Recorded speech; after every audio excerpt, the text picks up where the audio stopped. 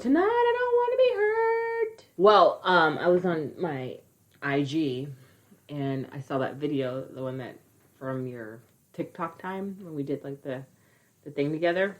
I was like, ooh, 450 views, okay. And then Brent wanted to keep watching it over and over again. I was just like, I had like relived it for a second. I was like, this is fun. I remember February 2020 when everything was all good. Okay, before bullshit started just like erupting left and right. I was sick, and that was actually like right after or right around when I got sick, and I was like sick for like 2 weeks. I think that was COVID. I think so too, because I was looking at that post, and then a few posts later, I said, "Oh, I'm still sick, but blah blah blah." Yeah, I think you're totally right. We were both, and now it's what I want to say 8 months later, 6 months later. Might as well be. It's been going on for so long. Jesus, it has. This is just like. This is a song that never ends. It's a pandemic that never ends. They tried to make it go away. Guess what? It didn't. Damn, I put a lot in here. There's Jack Daniels in here. You sneaky bitch. There's Jack Daniels on here. I was like, did you fill up your Pepsi? Like, I'm so confused. I put it in there last night, and I was drinking it, but I fell asleep. So, I was like, oh, I might as well just bring it. Well, anything's better than that Champango. Fuck you guys and your Champango. Whatever the hell the manufacturing company of that shit is called. Golden Road Brewery. They're fuck faces. That's wrong. Everybody thinks they need to get in on the fucking the mimosa train. The girly beers. That's what they are. They're supposed to be girly beers, I guess, like White Claw and all that shit. Like they're girly beers. People like that shit. Like when they first came out, they sold out of the black cherry. People like buy that shit left and right because it's a girly beer. Well, I'm not with it. And Champango, boo on you. Yeah, no. Like seriously, like I'll drink that natural ice has their own version of a one of those, and theirs isn't too bad, and it's a 12-ounce can. Oh yeah. So give it to me, baby. And I think it's 8% alcohol. So but that fucking Champango stuff, you guys, you should be ashamed of yourselves. Liars. Anyway, Brandi, what's up? How you doing? Well, my neck hurts. Did you sleep wrong? It's been hurting for 3 days. At first I was like, oh my God, I have meningitis. And I was like, well, I don't have any other symptoms. But, I couldn't, literally I had to turn my whole body, fucking robot style. With your hands. to turn, to look at people. So, now I can turn my head at least, but it still hurts, when I do, tilt my head a little bit this way, it hurts. So, I don't know what the fuck is going on. My body is, trying to do stuff to me.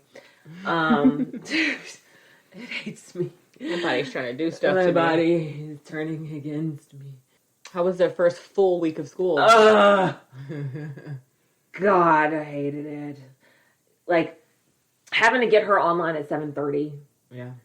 Is tough, especially because she is a fucking party monster and will stay up till 3 o'clock in the morning. Mm-hmm.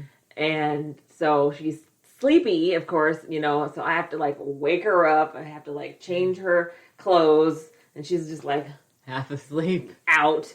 And then, I'm like, okay, you're about to get online with your teacher. And and she's sitting there yawning through the class. And I was just like, this isn't working.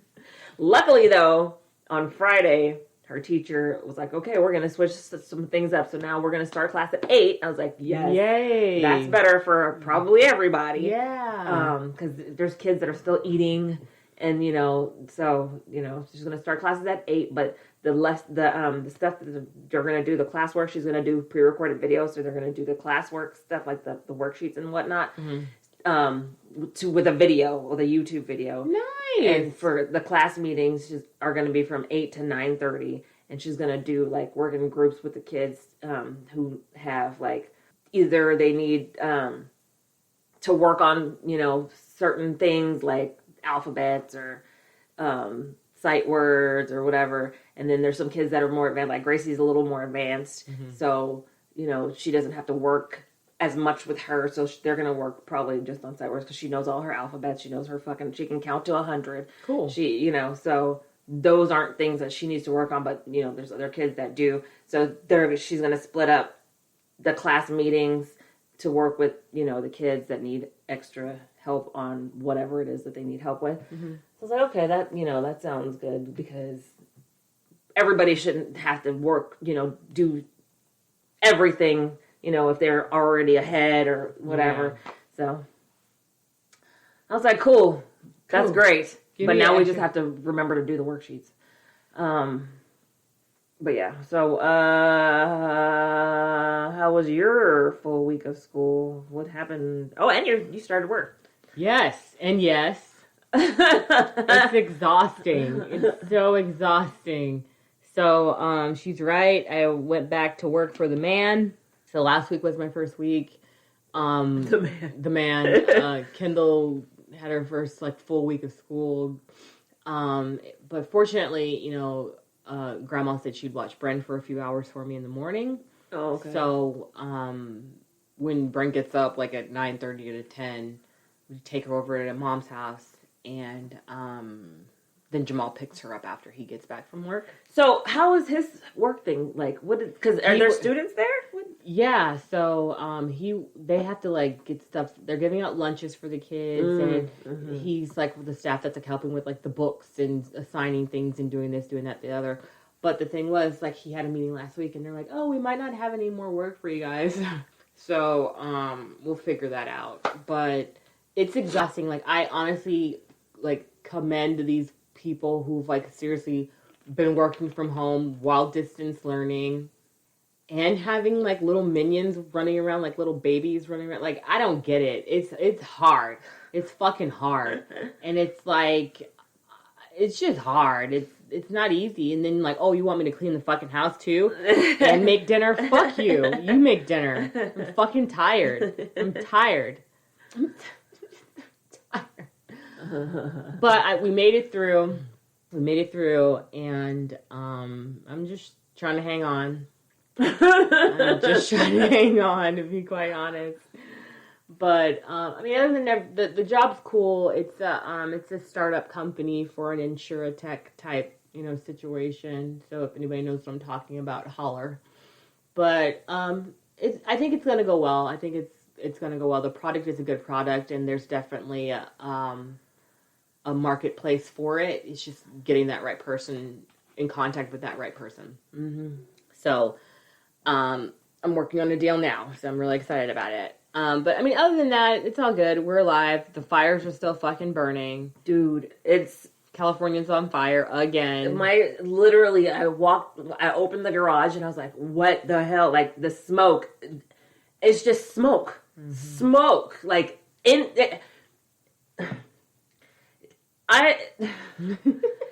It's smoke. The fire's not even near us. Right. And it's so smoky. It's ridiculous. Yeah. Pray for California. This is every year. Every year. No, just every year down in the, Florida, Texas, East Coast, they get the hurricanes, we get the fucking fires. And then there's always the heat waves, too. Yeah. So it's to be expected, but it's every year we forget about it. We're like, what's happening? Oh, yeah, this happened every year for the last 38 years of my life. I feel though, we didn't used to hear about fires that much. Now it's every fucking It's because we're getting information so quick. It's in the palm of our hands. Yeah. We could easily ignore stuff before, oh, didn't see it. Have no idea. Yeah. Now it's on fucking social, and people are posting about all kinds of things that are just disturbing sometimes. It's I don't need to see this. I was driving home the other day, and on a wall, not a wall, but just a blank, you know how they have those wood, it's kind of like a billboard. It's not a billboard, but people have those wood things that are just signs, posts. Yeah. Somebody had spray painted hashtag Save the Children. I was just like, God damn it. Why? Why is that? Why is it? Why? I already see it on my phone. I see it on social. It's I don't need to disgusting. see it there. I mean, it's disgusting as to what's happening with these children. But this has been going on. And It has been going on. People are now just fucking Jumping figuring on it out board. or something. But I think this has been going on, and it has been a huge problem.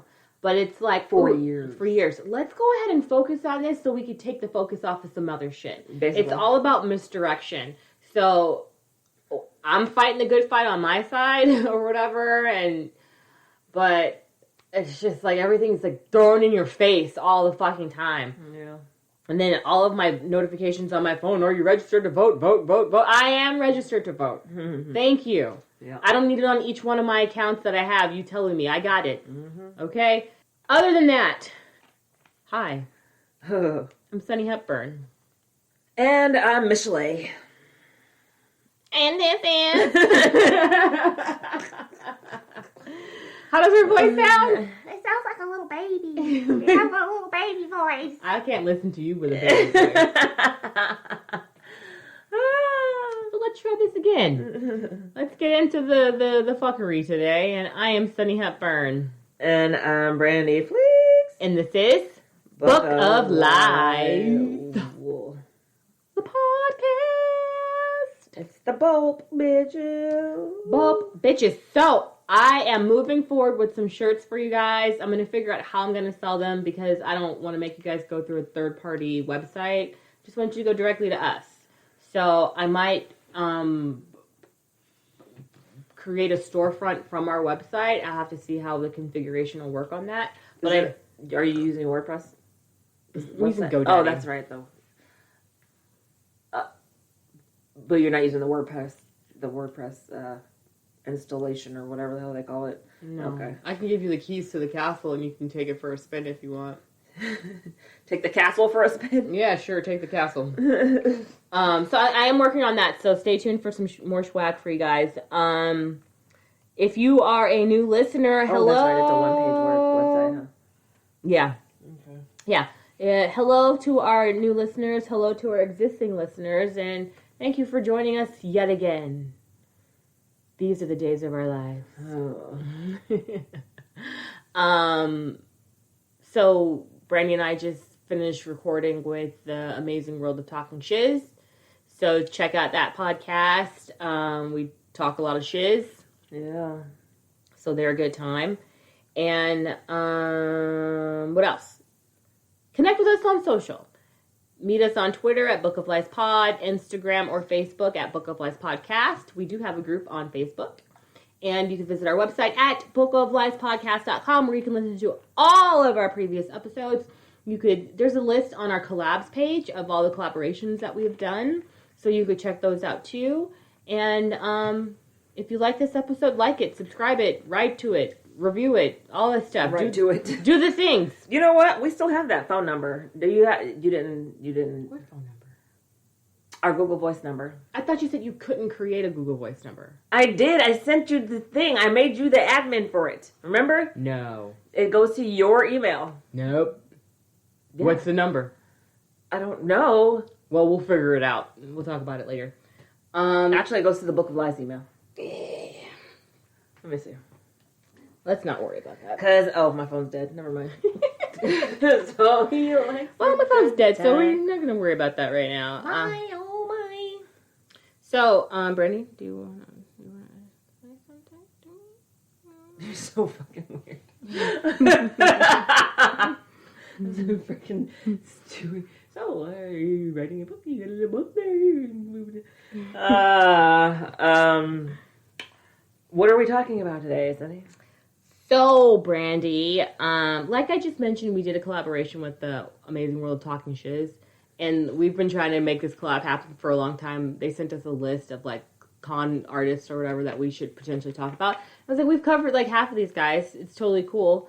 And then I saw someone that we hadn't covered, so that's who we're going to cover today. So thank you, CJ, for that. We're going to cover... Cody Joe. Thanks, Cody Joe. We're going to cover Barry Minkow. Oh, okay. Do you know him? Yes. Oh, you do? Okay, cool. I've heard of him. So, Barry J. Minkow was born in Inglewood, where he was always up to no good. Literally. Literally.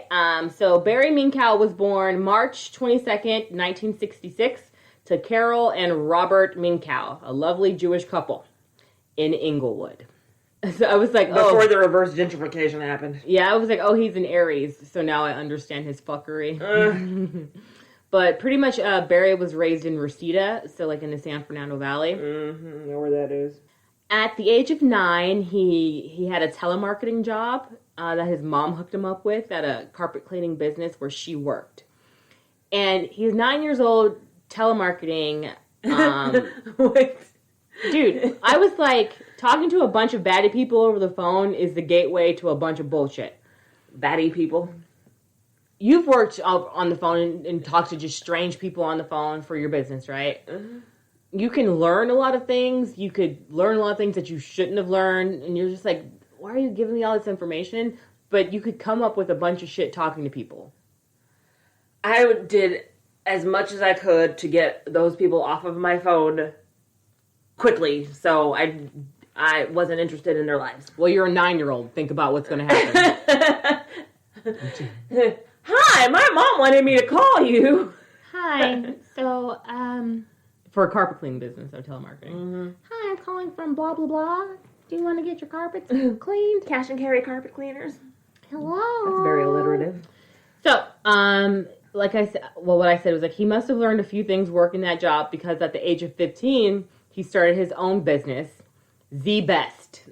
He started this business in his parents' garage with 3 employees and 4 phones. And it was a carpet cleaning business as well. This guy is very enterprising. Right? So I was like, awesome, right? He sounds like a go-getter. Running a business isn't easy alone, but this fool has employees and he's only 15. He financed his business via check kiting, stealing and selling his grandmother's jewelry, What the fuck? and staging break-ins at his offices. What? He also ran up a bunch of fraudulent credit cards. Wait. At 15. Little fucker. Little fucker. Exactly. It's not easy running your own business, like I said. But this motherfucker right here, though. He was running a crime ring. Brandy. Yes, he was. So, at the time, he's 15, right? So, he's not paying his debts. His business is slow because he's getting a bunch of customer complaints. His bank accounts are getting closed because he's 15 and he's not allowed to sign things, like legally. Yeah. A check is a binding document or something. Yeah. So we had a few bank accounts You have to be closed that 18 way. to write a check. Exactly. And then some of the paychecks aren't clearing as well. Like, he's not paying his employees. So it's like, oh, I'll get Are you. his employees other teenagers? I wouldn't be surprised. Some of them were, like, driving age because he was using some of them to drive him around because he's 15. So there's a bunch of shit going on. But later on, good old Barry gets his act together, and then he has a great idea to break into the insurance restoration business. So he can stop stealing grandma's jewelry, I imagine. I don't know. That's fucked up, though. You selling and, like, you're stealing your grandma's jewelry. It's probably, like, Holocaust jewelry, too. Like, that's fucked up. Oh, that's right. They're Jewish. Yeah. Oh, my God. What the fuck? Asshole. What the hell? Okay, anyway. So this is happening in the 80s also. So he partners up with somebody by the name of Tom Paget, who is an insurance claim adjuster. And Minkow, Barry, he forged numerous documents claiming that his business, The Best, was involved in several restoration projects for this guy Tom Paget's company. Paget and Minkow formed a fake company, Interstate Appraisal Services, that verified the details of, like, these restorations that Minkow's said he was working. Like, oh, I'm bringing all this money, I've got all these projects, blah, blah, blah. So he can get more loans. Pretty much. Yeah. So he apparently is doing well on paper, so he decides to expand the business across Southern California. And it's the best carpet cleaning. Okay. But it's The Best. Uh-huh. And he's still in high school while this is all happening. All right, then. So, Get money. He gets a handle on the Z-Best operation, but the insurance restoration division was accounting for almost 90% of their profits. It was like 86%, but I'm just going to say 90, let's round up, of the company's revenue. But it was 100% fraudulent. Totally fraudulent. So he's raising money, and he's doing this elaborate fucking check-kiting scam. So Minkow raised money by factoring his accounts receivable for work under contract, as well as floating funds through several banks in an elaborate check-kiting scheme. How the hell does a teenager know how to do this? How the hell does a high school teenager learn how to do this? You know, he's probably a fucking genius. Like, he probably has a genius IQ. Yeah. And he fucking just didn't get to put it, you know, to good use. Yeah. Well, I guess I'm going to tell you who he's hanging out with. Maybe that'll give us the understanding as to how he's learning how to do this. Okay. After graduating high school in 1985, Minkow devoted all of his time to Z-Best. So I was 4 at that time. All right. 85? When he graduated, May or June. Oh, you're about to come. I'm a late baby. You're a late baby. Okay. I mean, I was 4. Okay. About to be 5. The company was still short on cash. So what he did is he got a loan from a gentleman by the name of Jack Catan, a Los Angeles businessman who had ties to organized crime. Oh, all right. Catan later sued Minkow for not paying him his share of the company's profits. And Minkow was like, Catan's he's a fucking loan shark. He called him a usurer, but a usurper? U-S-U-R-E-R. So he's trying to sue him, right? Because he didn't pay back. Sure. I don't know. Anyway, go ahead. Catan's like, I'm going to sue you. You didn't pay me back my money. Give me my fucking money. This goes to court, and Catan dies. So he never had to pay him back. But let me tell you who he was dealing with. So Catan, I guess he died at the age of 57. And while this was a heart attack? Catan was free on bail awaiting sentencing after a November 7th conviction on charges. Wait! So he was supposed to be going to jail anyway, but he going to sue somebody for some money. Yeah. All right, then. He was conspiring to sell $3.3 million of counterfeit $100 bills. He was going to go ahead and get that money into the mix. Over the last 10 years, Catan had been the focus of close scrutiny by local and federal law agencies. He had ties to the mafia families in Chicago, Philly, Detroit, New York, and he had been suspected in a variety of illegal enterprises. There's a mafia family in Detroit?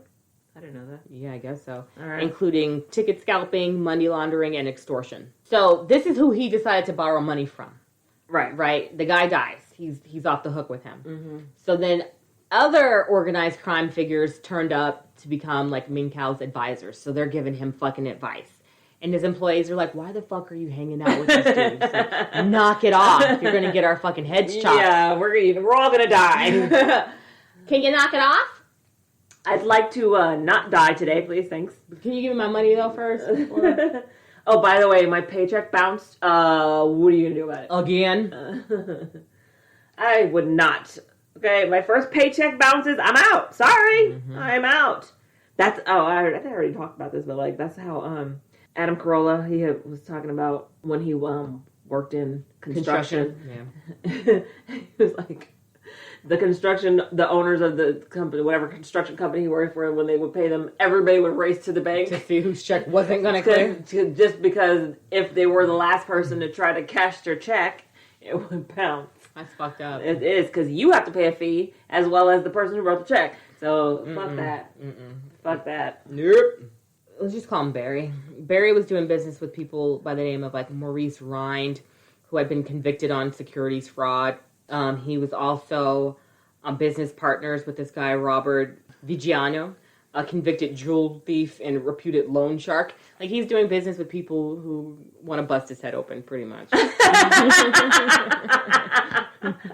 I got a bat right here. Do you have my money? Where's my money? Where's my money, man? Where's my money? Where's my money? That's the second time we've made that joke today. Yes, it is. But I'm pumped. Listen to our collab. All right. So, Minkoff has a friend who was like, hey, dude, you should take your company public. You know, you're doing well. You look good on paper. But it has no, like, okay. Yeah. So what the hell? Was he even doing business? Like, was the company even doing business? Or was it just, like, His company, The Best, is doing business in the carpet cleaning industry. Okay. They're legal. They're doing what they're supposed to do, but he's not running business very well. So then they come up with this fake company for the restoration, insurance restoration. So it's fake.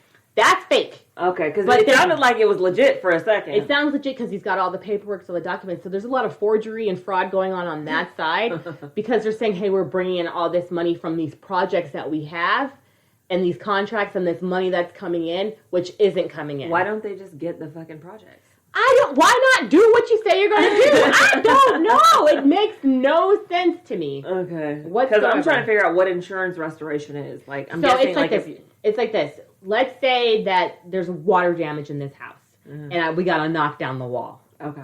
So, so we're going to go through the insurance company, and we're going to go ahead and restore this. Right, so you're getting paid by the insurance company. But he's not doing that. Okay. He's not doing it at all. Okay. Yeah, it's fun, right? It's stupid. He decided to take the company public in January 1986. He got a spot on NASDAQ. The accountant who audited the company before it went public did not visit the insurance restoration sites himself. Had he done so, he would have discovered that they were mailboxes located all throughout the San Fernando Valley. So they're using fake addresses. We've got offices. They're going to mailboxes, etc. and shit. Mm-hmm. So when they went public, Barry, he had 53% controlling interest of the company, right? So he became a millionaire instantly because he went public. Yeah, he went public. He just got a bunch of money. Valued. People bought stock. Mm-hmm. So I'm gonna do that. I'm gonna start a shell company or a fake company. Yeah, a bunch of them. Well, he felt like going public was seemingly offered him a way to cover up the fraudulent activities. Let me go public, and all the shit that I did back in the to get us started, it'll be washed clean, totally clean, right? And then he's gonna go legit. Like, was that his plan? I think reading his story is like every time he was going to get some money, he was like, oh, I can pay this off. I became legit this way. But it never fucking happened because he kept digging himself deeper in a bigger fucking hole. So he planned to sell 1 million shares to the public in January of 1988, believing that it would give him enough money to pay everyone off and go completely legitimate. But in order to obtain more financing, so he thought he was going to raise $15 million with selling the stock of the company because he owned like $100 million worth of shares. So if he goes public, sells this shit, he'll bring in $15 million, right? Yeah. So accountants wanted to inspect the company's operations. Yeah, of course. They want to see what the fuck they're investing in. Yeah, so Minkow borrowed fake offices for a tour of Interstate Appraisal Services. That's the fake company. And used an incomplete building to present as a fake restoration job. And then apparently they have a financial consultant by the name of Mark Moores. He tricked the accountants sent to perform the due diligence by faking thousands of documents. The public offering closed in December, and Minkow became the youngest person to lead a company through an IPO in American financial history. So the deal went through. And it's all based on fuckery. Did you hear about that? Well, no, you didn't hear about it. So, okay. There was this, I don't remember, I was reading something, or I don't remember. This was a while ago, some years ago. But there was this guy that went into McDonald's. And he was walking around, looking at shit, doing stuff. But the guy, one of the employees at McDonald's was like, can I help you? Mm-hmm. And he was like, oh, no. I'm just checking out my business here. And they're like, excuse me? He's like, I own stock in McDonald's. So he was like, he was there.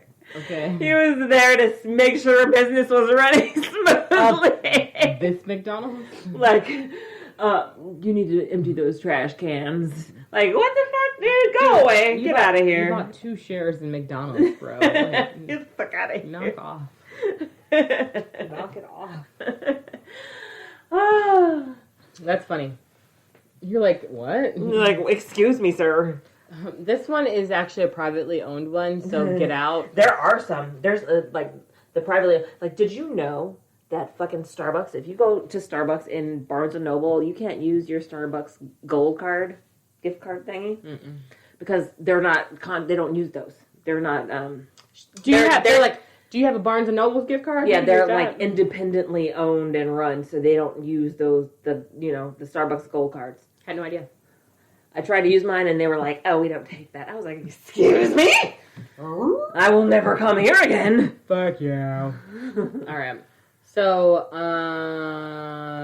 okay. So he's the youngest person to lead a company. That's nuts. Through IPO in American financial history. And he was allowed to do this. Yeah, he's like 18 now.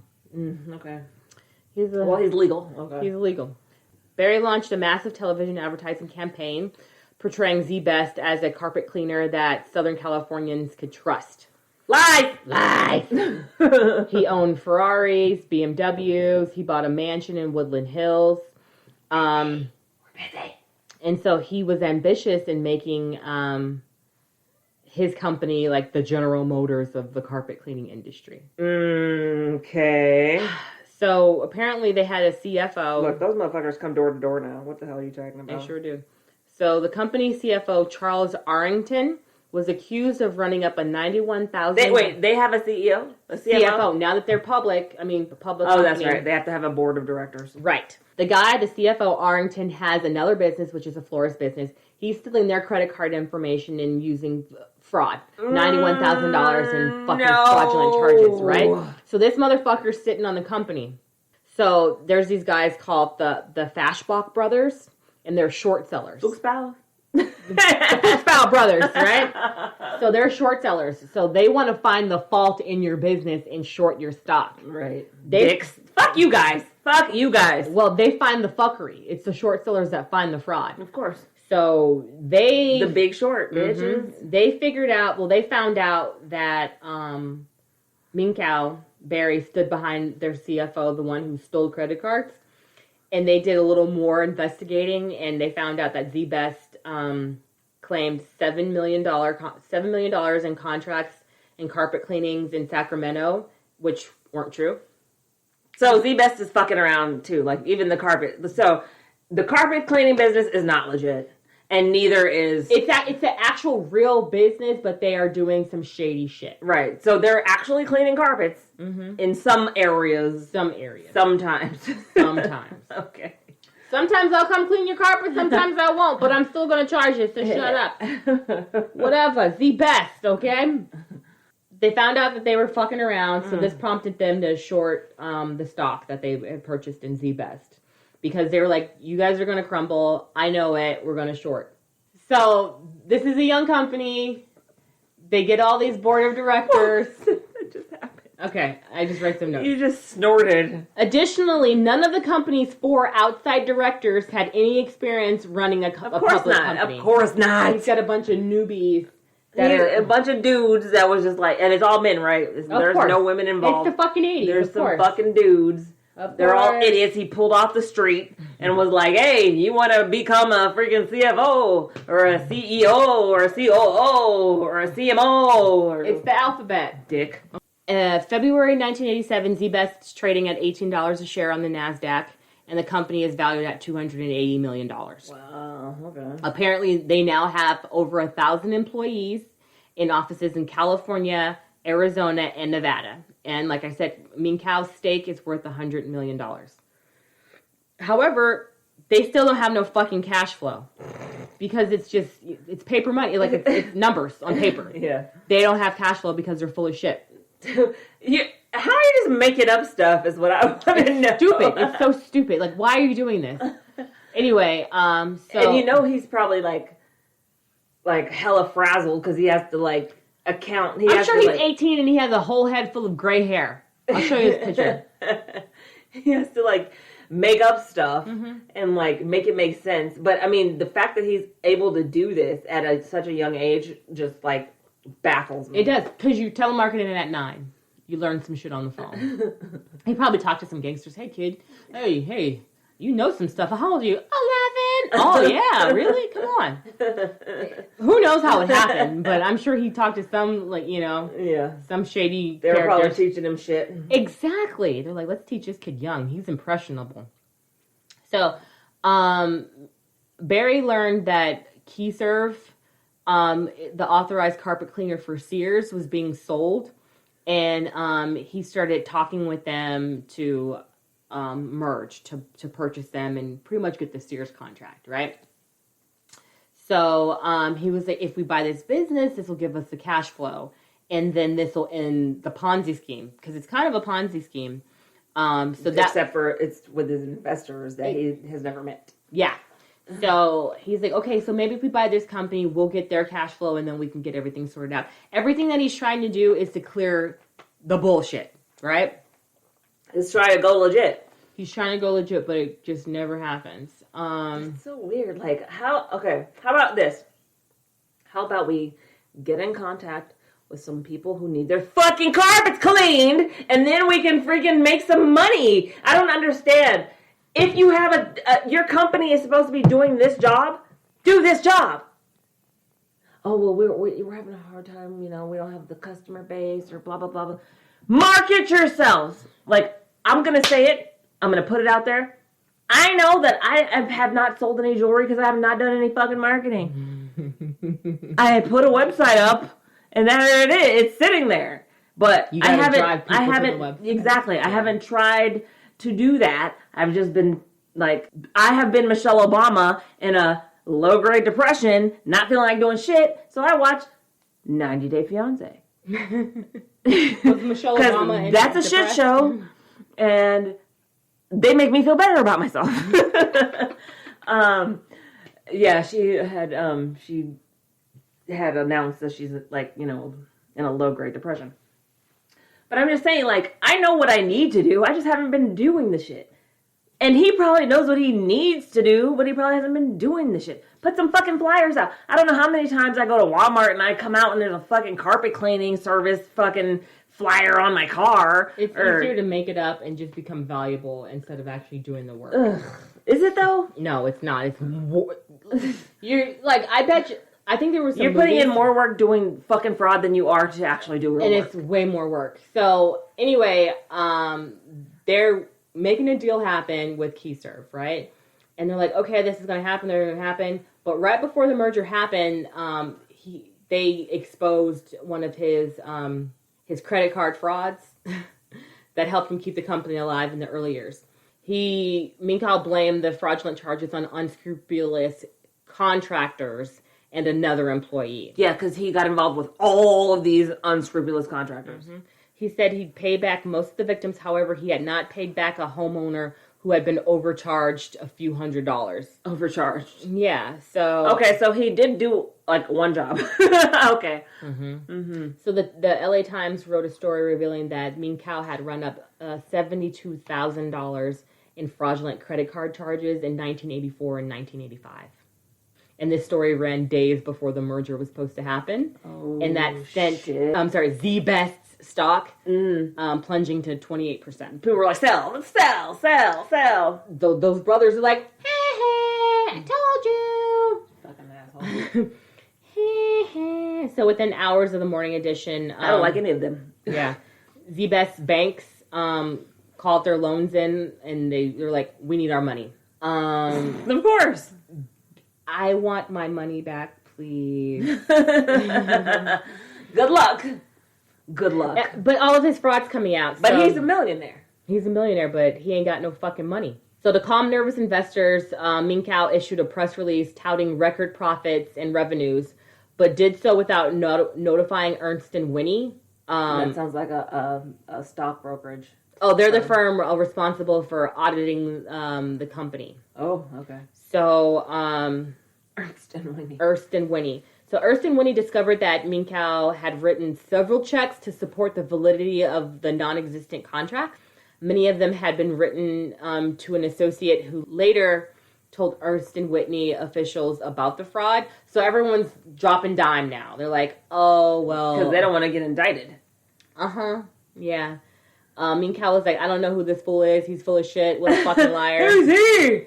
But they found the checks. So it's like, back in the day, they kept them checks. Mm-hmm. Trust you, that's how they find your shit. They mailed the checks back to you. Mm-hmm. Now they scan them in and, I don't know, shred them. Yeah, so Barry wrote himself 2 checks. And they were like, what about these checks, Barry? He wrote himself 2 checks? He paid himself. He's fucking check kiting. He's pulling from this I guess account he's floating to checks put money out here. there, but again, They're finding all the why checks. is he writing himself checks? I've written myself a check before.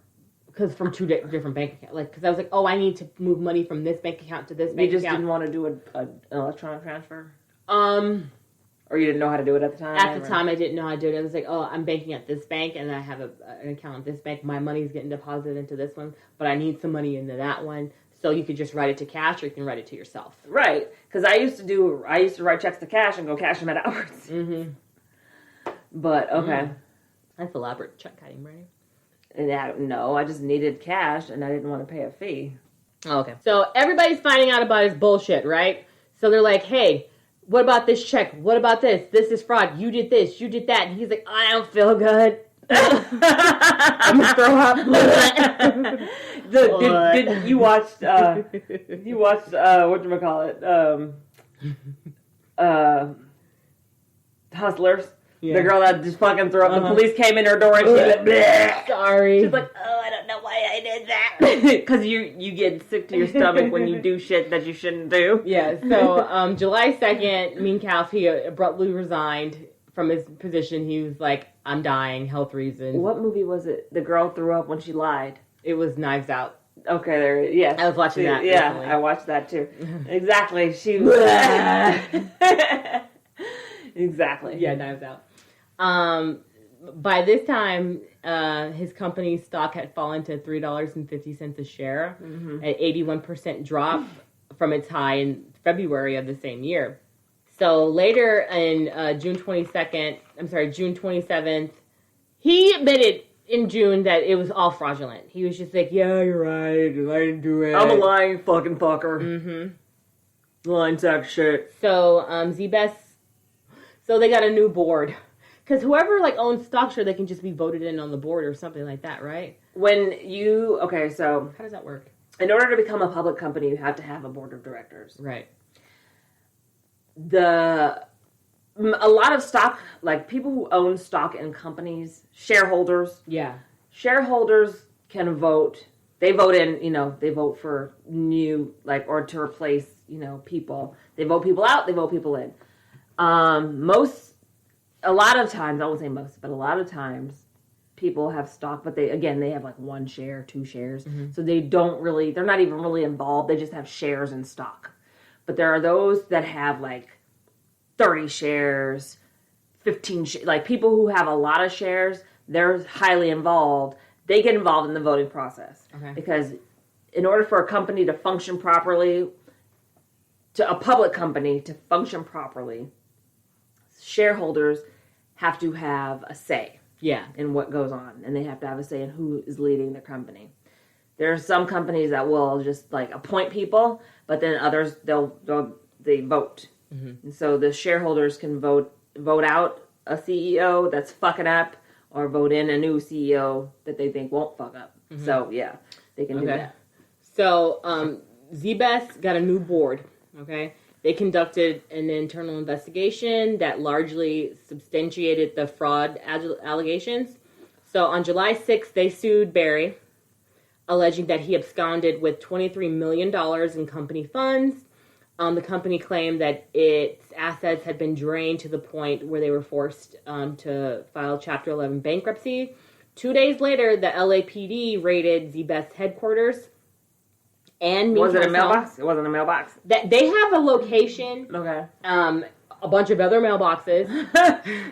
But they raided his home. Listen, I'm going to raid this mailbox. Open this mailbox. Open it right now. They found evidence that the company was being used to launder drug profits for organized crime. Why wouldn't it be? Why wouldn't it be? Who are the people he's fucking dealing with? He's dealing with shady fucking characters, and right? they're the ones that probably freaking got him to start a business, become fucking you said they advised him to go public. Yep. And yeah. They're like, we're going to use you. Barry, you've got a great business. Launder our money. Business. We could do this. We could do that. Who knows? But they should have just stuck to strip clubs. Well, Minkow and 10 other ZZZZ insiders were indicted by L.A. federal grand jury January 1988 on 54 counts of racketeering, securities fraud, money laundering, embezzlement, mail fraud, tax evasion, and bank fraud. I think I'm going to start a strip club. Okay, what are we going to call it? Shakers? The Honey Pot. Ooh. Shakers? Booty shakers?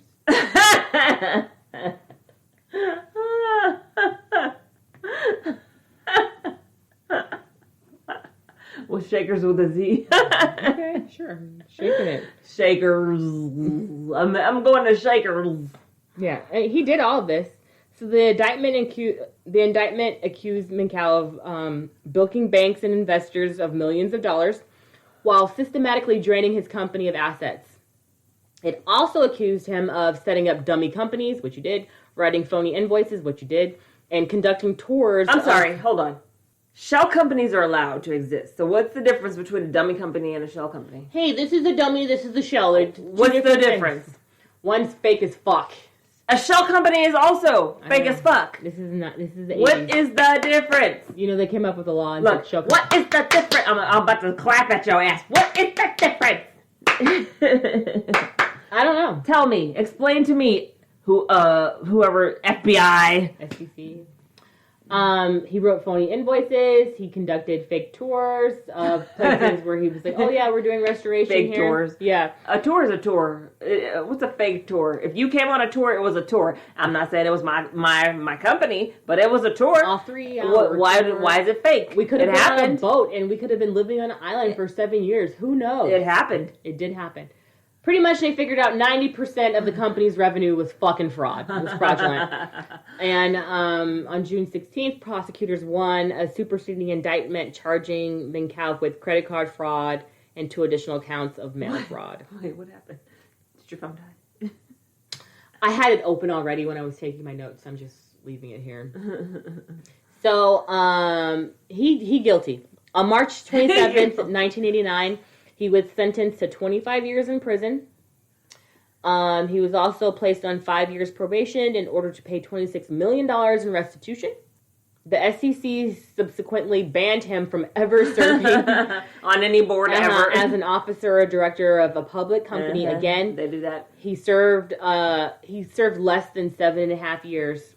They do that. They will ban you. Yeah, and there's actually I didn't know there was a prison in Inglewood. There's a prison in Inglewood? Oh, there's another one. Most of them at... I didn't know there wasn't one either. Well, while he was in jail... California has the most prisons in all the fucking countries. It's sad because it's slave labor. We know what's going on. Shut up. Anyway, while in jail... Okay, I'm not going there. Anyway, go ahead. Sorry. While in jail, he became a born-again Christian. Of course he did. Of course he did. He became involved in the Christian ministry. Mm-hmm. He completed coursework. Mm-hmm. So he got out of jail in 1995. Yep. And it's not over. He's going to get into some more fuckery. Yes, absolutely. I've heard of him. I can't place where I heard of him, but I've heard of him. Well, in 1995, he wrote a first-hand account of the best scam called Clean Sweep, and Clean Sweep. Yeah. Hang on a second. So in 1997, he became a pastor of Community Bible Church in San Diego. Where he was fucking, like, stealing the fucking... He was stealing the donations and the fucking... He was getting tips from people, like, in the church because they know his background of fraud and what he did. And he was like, but I'm born again. This is my church. Come through. Tell me all your secrets. So a church member asked him to look into a money management firm near like Orange County, and he suspected something was fraudulent. So, was it Primerica? No, they're still going. So Minkow was like, hey, I think there's some fraud going on here. So he discovered the firm was a $300 million pyramid scheme. Holy fuck. 350? Yeah. $300 million or $350 million? $300 million. Damn. And this was the beginning of the Fraud Discovery Institute. A for-profit investigation firm that he founded. Shit, we should do that. Yeah, which was eventually exposed to be a fraud. So, and we got all this good stuff from Capital.com and Wikipedia.com, by the way. So he's frauding people again. But he claimed to uncover over $1 billion worth of fraud over the years. So he says. Mm-hmm. But he was doing short stocks too. And of course. So he's shorting stocks. Minkow's motives were brought into question by multiple news stories concluding that Minkow was shorting stock before he released a report on a public company. So he has influence now. So there's a story or an allegation that he drove down the stock of one particular company. People accuse him of shorting and distorting stock, a form of securities fraud, which is a reversal of a pump and dump. For instance, he accused Herbalife. I remember the first time I ever heard of Herbalife. Yeah, he accused them of a laundry list of issues and had correctly revealed that Herbalife's president had inflated his resume. Herbalife paid Minkow $300,000, after which Minkow issued... You keep saying Minkow or Minkow? Barry! I'm calling Barry. Herbalife paid Barry Minkow $300,000, after which Minkow issued a press release withdrawing the accusations and contentions against Herbalife and removed all the accusations from his website. Additionally, he made $50,000 from shorting Herbalife's stock. Here's what. People who short stock are dicks. Those guys, those twins are dicks. Yeah. Barry is a dick. Everybody's a dick. Yes. I don't like anybody involved in this story. Anyway, go ahead. Okay. We're going to short your fucking stock because we know you're doing bad. Well, you're fucking shorting stock, so you're a fucking asshole anyway. Like, what the fuck? Yeah. So, February 2007, Barry distributed a 500-page report to officials at the SEC and the FBI and the IRS accusing USANA, USANA, of operating an illegal pyramid scheme. USANA countered by lodging suits against Minkow and his company for defamation and stock manipulation. This is a company that he's like, oh, they're doing this, they're doing that, blah, blah, blah, blah, blah, trying to sort their stock, which is fucked up. Like, if it's not true, don't fucking say it. Shut your fucking mouth. Shut your fucking mouth, bitch. Making accusations, even if they're not founded, or if they're unfounded and untrue, people are fucking cheap. So as soon as one person sells their fucking stock because of an article or a rumor, the rest of the fucking stockholders will follow en masse, and it ruins a company. Well, the day he released that report, USANA's shares were at $61.19. But by the end of that, they dropped to $35 a share. So almost 50%. I would like to get in on some penny stocks, and then hopefully those penny stocks become billion-dollar stocks. And that's what he was trying to focus on, too, with penny stocks, but then he got into this. But he acknowledged that he was shorting their fucking stocks, hoping to profit from the stock price. What happened to me? What could it happen to you? Fuck you! Yeah, that's probably why he's like, hey, man, like, I lost a bunch of money. And but Herbalife is a fucking scam. Herbalife's a scam. Oh, well, yeah. So, there's that. And then he also, in 2009, Minkow issued a report accusing major home builder Lanier of massive fraud. He claimed that there were irregularities in Lanier's off-balance sheet debt accounting. He was saying that it's evidence of a massive Ponzi scheme. So Lanier's like, fuck you. And they sued him for $12 million and he had to pay. Stop lying on people. Yeah, they're like, this is libel, this is extortion. Yup. You're gonna get sued, dude. Yeah, and he's gonna go back to jail. So I'm just gonna say, I mean, he's up to bullshit all the fucking time. So he's gonna go to jail again. He can't help who he is. He is who he is. He can't help who he is, and he reverted to who he was when he got out of prison. Mm-hmm. So in 2011, he was charged with conspiracy to commit securities fraud. He had to pay $583 million in restitution. What? That's what? Yeah. $583 million. Mm-hmm. Yep. So that is more money than the average person will see in fucking like 5 lifetimes. Mm-hmm. Mm-hmm. Yeah, girl, you're right about that. What the fuck? You're right about that. Because the first time he went to jail in 89, he got hit with $26 million. And then this next time around, like, you know, inflation's a motherfucker. You're going to pay us even more money. And he's dealing with stock. He's dealing with big businesses. You know what sucks about inflation? When you're poor, you're just poor. But when inflation happens, now you're fucking real poor. You know what I mean? Like, your poorness even, like, it drops to lower fucking levels of poor. It sucks. Well, on March 16th, 2011, Barry announced through his attorney that he was pleading guilty to 1 count of insider trading.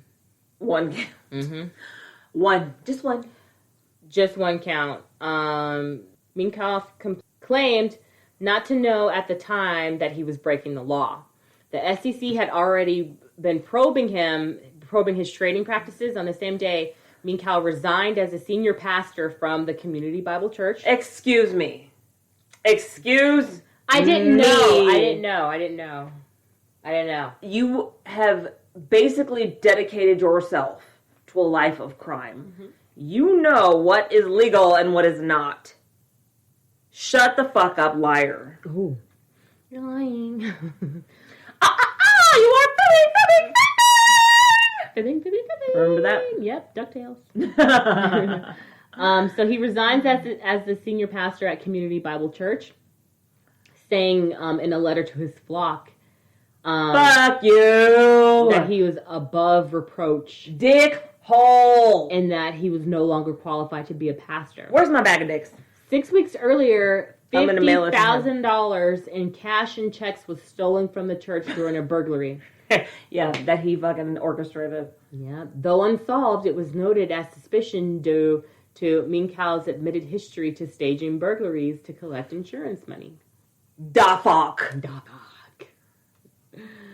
So he pled guilty on March 30th, 2011, like I said, and he admitted that his attorney admitted that his client had acted recklessly, but had been deluded and taken advantage of.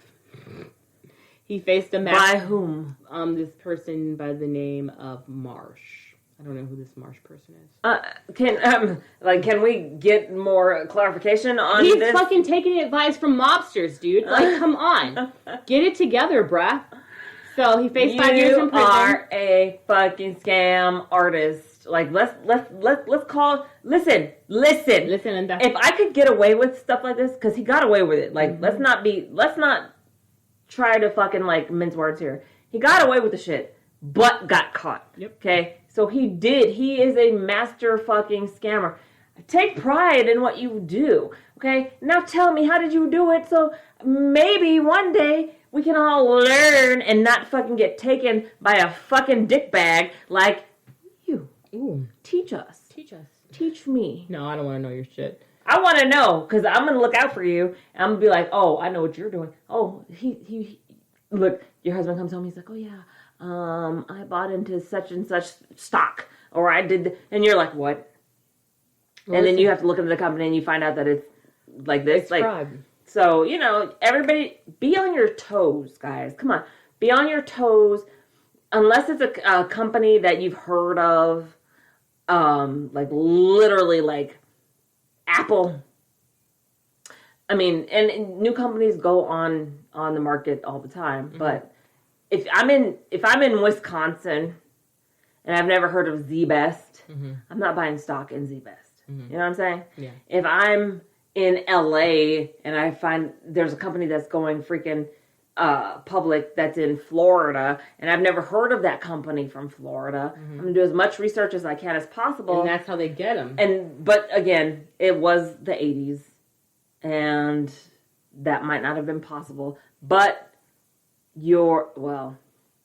the investigators didn't do their jobs either, so. They were led astray. They were like, oh yeah, you can easily... They went on fake tours, apparently. A 3-hour tour. And all that other stuff, so, yeah. So, on June 14th, 2011, KGTV in San Diego interviewed several members of that church, Minkow's former church, who said that Minkow swindled them. They got swindled. One woman said that he asked for $300,000 to help finance a movie about his redemption. From him, from her, or just from the church, the congregation?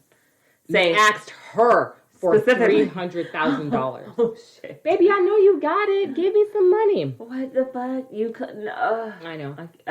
So, also, on January 22nd, 2014, this is another time, Minkow pled guilty to one count each of conspiracy to commit bank fraud, wire fraud, mail fraud, and to defraud the federal government. He admitted to embezzling over $3 million in donations from Community Bible Church from 2001 to 2011.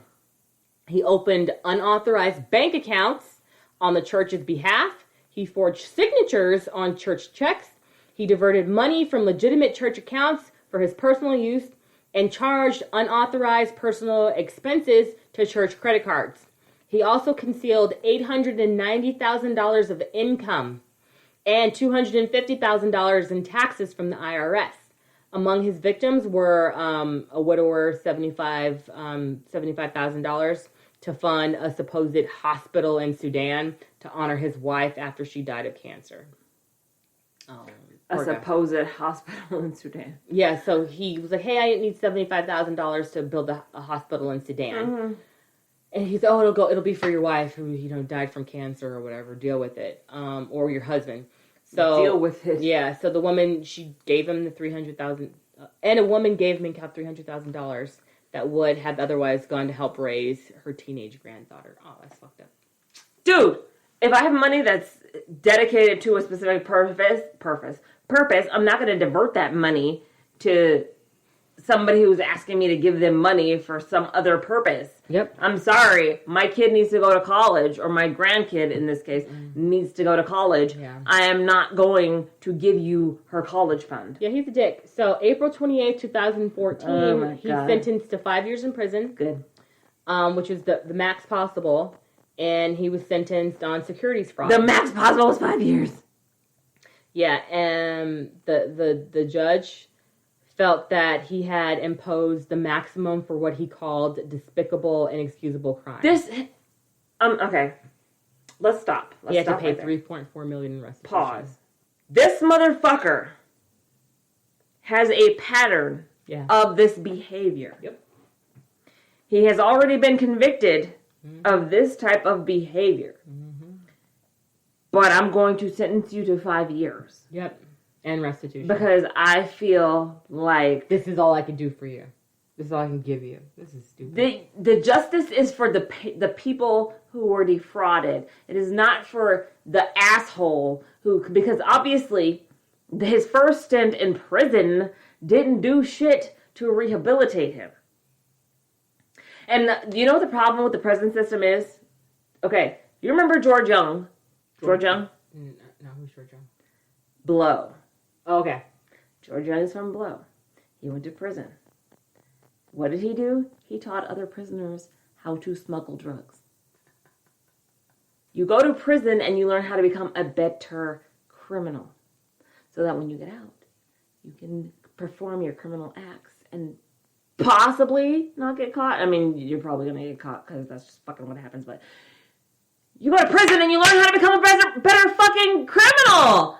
The prison system is not... come from? The prison system is not built to rehabilitate people. It's built to make them better criminals. And there are people who come out of prisoner. They come out of prison and they are rehabilitated. They don't, like we have a cousin who went to prison and he's been out for 10 years. Mm-hmm. He has rehabilitated himself. But the ability to rehabilitate is within the person. True. I don't want to go to prison ever again, so I'm never going to do this again. Right. But if I think I can get away with it next time, I'm going to do it again. You know what I'm saying? Mm-hmm. Because that's all they know sometimes. But again, the prison system's not built to rehabilitate. No, that's what not. it's supposed to do. It's not what it does. Nope. All it does is create better criminals, and they share their knowledge. It's a punishment and not a rehabilitation. It's supposed to do that, but it doesn't, because our fucking prisons are broken. The prison system is broken. Mm-hmm. We have sadistic fucking prison guards who get off on fucking being prison guards because they like to inflict pain on people who nobody will believe. Yeah. They can't freaking fight for themselves. They can't speak up because they're prisoners. Nobody believes them. Yeah. So they do whatever they want to them. Then we have people in prison who are, again, using the prison system to learn how to become better criminals. And then we have people like wardens and elected officials who don't do shit. They don't give a shit about anything except making a fucking paycheck. So the whole thing is broken and it needs to be fucking fixed. This country has the most people in prison of any country. Yeah. Any country, and we're not even the biggest country. We got problems. By per capita, we might be. No, I'm sorry. No, we're not. China and India have more people. Yeah. But we have the most prisoners. Because and then most of the prisoners, the prison system is a racket. It's a racket. They make money. They make a lot of money. A lot. I ain't denying that. Let's finish this shit up. Sorry. Jail time. So he's going to jail. We were just talking about. Yeah. He's going to jail on the church fraud. Mm-hmm. So, but the funny thing is, like, oh yeah, we're going to give you these 5 years, and now you have $3.4 million in restitution. It doesn't fucking matter because he already owns a bunch of people money. He owns Lanier money. He owns Union Bank money. He owns the victims from Z-Best who's overcharging money. He owes we're never gonna see this money. Nope, never. So, let me just finish really quick. So from his latest sentence, he was released last year, June 6th, 2019. Why? Because it was just 5 years. Overpopulation. Well, he got sentenced in 2014 for 5 years, and he got out in 2019. Oh, so he served 5 years. He served 5 years. Okay. I don't know. I thought they might have let him out because they, arrested a drug dealer. They didn't let him out early. It was June to June. He did his time. Okay. But he didn't get out early. Where's the money? But again, 5 years. 5 years. My grandbaby is now a prostitute, on drugs because she didn't go to college. Oh, girl, because I was like, what? Pay for her college, up. Education now. It's a ripple effect, no doubt about it. Just like you get frauded and you're like, fuck. Yeah. I mean, most people, they can take on a second job or whatever. But again, like in this fucking climate, nobody can do anything. Okay. Nobody's hiring. If they are hiring, it's part-time. Actually, though, I did see that there's some stores hiring because apparently their employees either quit or got sick from this fucking pandemic. Say that again? Sick from the pandemic? Uh-huh. Sick from COVID-19. Mm-hmm. People, like their stores, people that are essential, the essential workers that are getting sick need to be replaced. Yeah. But those jobs that they're getting that are available are only temporary. So even if you get a job today, when this shit is over, you might be out of a job again. Well, it's just never going to be over, so it's fine. It's never going to be over. It's never ever. Over. Yeah. Well, there was a plague in 1919, and we got through it. So again, we'll get through this one. But again, those people that don't want to wear masks, the fuck, the ones that are fighting against, what could actually help us get over this shit quicker, don't want to do it. So, yeah, this country's full of idiots. Well, Barry Minkow is alive and kicking. He's 54. Mm-hmm. And hopefully he's not stealing some ripping people off. Right? Where's he at now? What prison did he go to when he went to prison? Oh, I don't know, dear. I just think, maybe he went to Blythe. 5 years of your life a couple times, because he's done a lot of time. That's his third sentence. It's not worth it. It's not fucking worth it. It's not worth it. Unfortunately, that's not how they see these things. Yeah, these are 5 years. Fuck it. I want this money. I want it quick. Okay, I can get it quick. I know how to get it quick. I might get caught, but I'm not gonna get caught this time because I'm gonna be smarter. And they get caught. Oh well.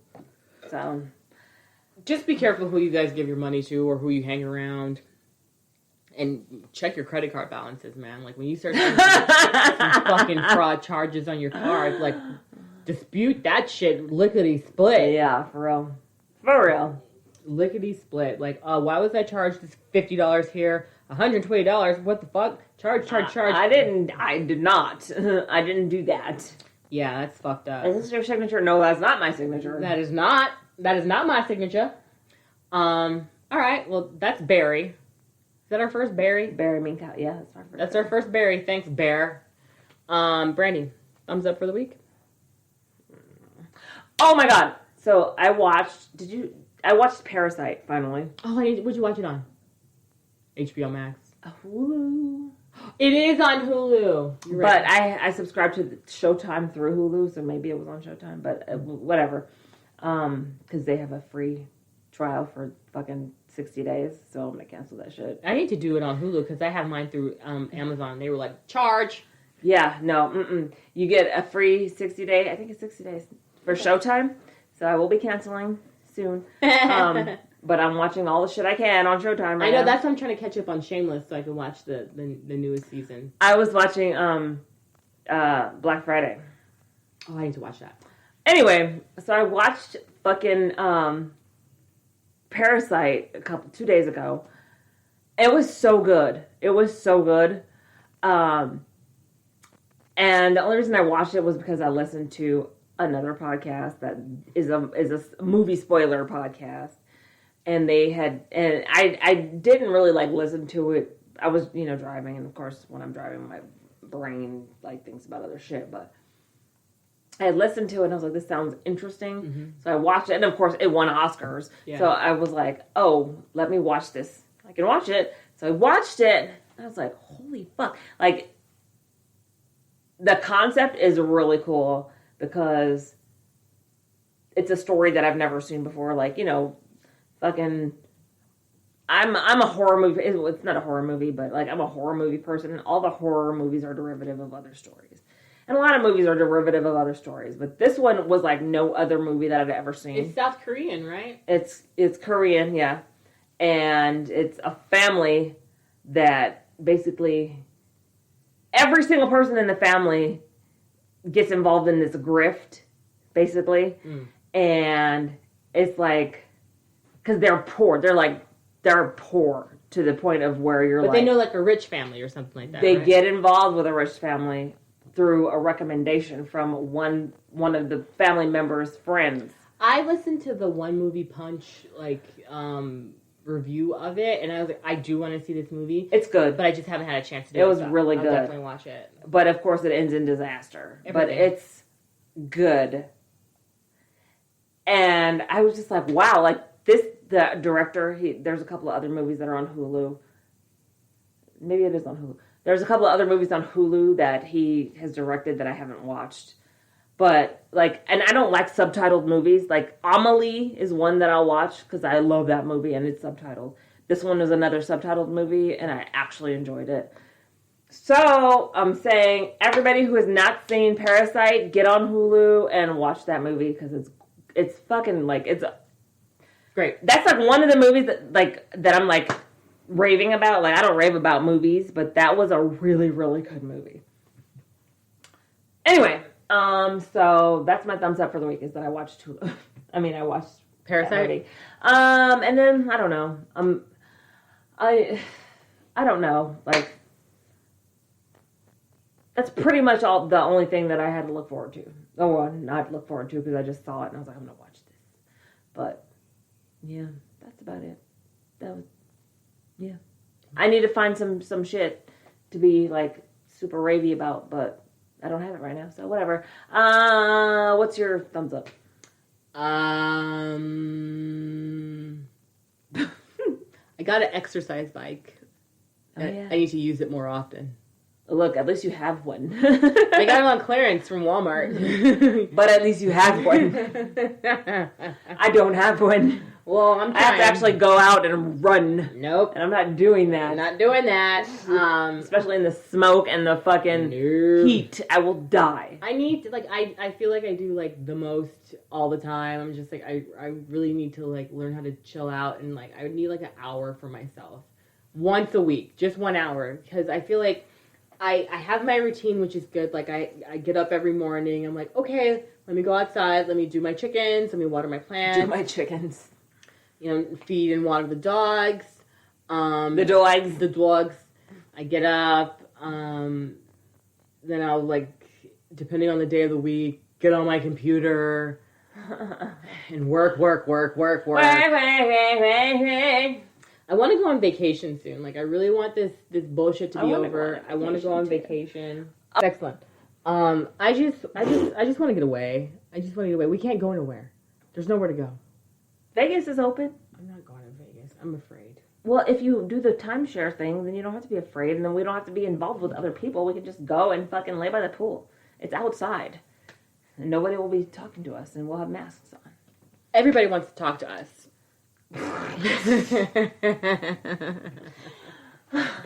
That's how I feel. No, but I mean, other than that, dude, like, I'm just saying, like, I need to take some time for myself. Because I feel like... Let's rent an RV. I feel like I give everything to everybody else except for me. We can rent an RV and just go and park in the desert like these other hobos and just, like, no. be in the desert. I want to be alone, to be quite honest. Like, I want to be by myself. You're going to go on a road trip? Lucinda took a 2-week road trip. I'm not driving anywhere either. I just want to go, like... How are you going to get there? I could rent a house around the corner. I couldn't care. And I could just be by myself. And I would be okay with that. Look up Roseman Airbnb. Anyway. Airbnb on Roseman. There might be one. You're crazy. Never know. Hey, thanks for listening, guys. Thanks for listening. How are you guys? I hope you guys are well. I hope you guys are safe. And thank you so much for listening. And if you did enjoy this episode, how are you guys? Please like it, review it, subscribe to it, and come back. And don't forget, the Champagne Room's open on Patreon. And there is no sex in the Champagne Room. But there's candy in the Champagne Room. And there's champagne in the Champagne Room. Not that fucking what is it called? Champango? Fuck that shit. That's boo-boo. That is not champagne. It is a trick. It's trickery. But hey, thank you so much. We love you guys. Always visit us online at bookofliespodcast.com. Or visit our Twitter at Book of Lies Pod or Instagram, Book of Lies Podcast. And I guess we're on Facebook, Book of Lies Podcast. I guess. We are. Isn't Facebook, like, on the way out? No? It's on its way out, for sure. That's what I'm saying. Yeah, I guess. That's what I guess. Because the young people are not getting on Facebook. Hey, young people, what are you guys doing? They're on Instagram. Hey, you cool cats. And TikTok. Yeah. Yeah, we'll see. Anyway, thank you for listening. I'm Sunny Hepburn. And I'm Brandi Fleeks. And this was Book of Lies. The podcast! It's the Bulb Bitches. The Bulb Bitches.